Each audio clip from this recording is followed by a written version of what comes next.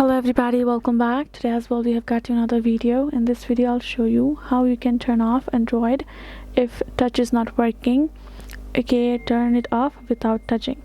But before that, please do make sure to like our video, subscribe our channel, and yes, without any further delay, let's get into it. So for that matter, all you have to do is simply access your particular Android device, and if you don't want to touch and simply turn it off, all you gotta do is simply you will have this volume up and down button, right? Simply position your one finger on the down button and another on this power button, and simply go ahead, press both of them,